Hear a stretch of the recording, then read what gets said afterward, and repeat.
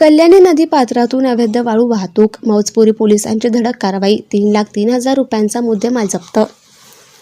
ब्राह्मणखेडा शिवारातील कल्याणी नदी पात्रातून अवैध गौण खनिज म्हणजेच वाळूची चोरटी वाहतूक करणारे ट्रॅक्टर मौजपुरी पोलिसांनी रंगेहात पकडले असून सुमारे 3,03,000 रुपयांचा मुद्देमाल जप्त करण्यात आला आहे. रविवार दिनांक 9 नोव्हेंबर 2025 रोजी सायंकाळी 6 वाजता मिळालेल्या माहितीनुसार मौजपुरी पोलीस ठाण्याचे प्रभारी अधिकारी अतुल पाटील यांच्या मार्गदर्शनाखाली ही कारवाई करण्यात आली. पोलिसांना गुप्त बातमीदारामार्फत मिळालेल्या माहितीनुसार ब्राह्मणखेडा शिवारातील कल्याणी नदी पात्रातून एक ट्रॅक्टर विना रॉयल्टी अवैध वाळू वाहतूक करत असल्याची खबर मिळाली. त्यानंतर पथकानं सापळा रचून पाहणी केली असता जळगाव जाणाऱ्या पांतीमध्ये निळ्या रंगाच्या विना क्रमांकाचे ट्रॅक्टर आणि ट्रॉली आढळली. पंचांसमक्ष ट्रॉलीची तपासणी केली असता त्यामध्ये वाळू भरलेली आढळली.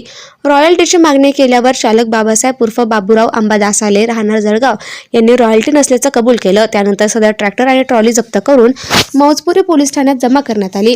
पोलीस अंमलदार प्रदीप पाचरणे यांच्या फिर्यादीवरून मौजपुरी पोलीस ठाण्यात भारतीय न्याय संहिता 2023च्या कलम 303(2) अन्वये गुन्हा दाखल करण्यात आला आहे.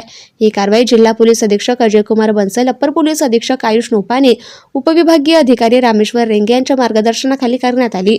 यामध्ये सहाय्यक पोलीस निरीक्षक अतुल पाटील, पोलीस उपनिरीक्षक विजय तडवी, सहाय्यक फौजदार ज्ञानोबा बिरादार, नितीन खरात, नितीन कोकणे, मच्छिंद्र वाघ आणि पोलीस अंमलदार प्रदीप पाचरणे यांचा सहभाग होता.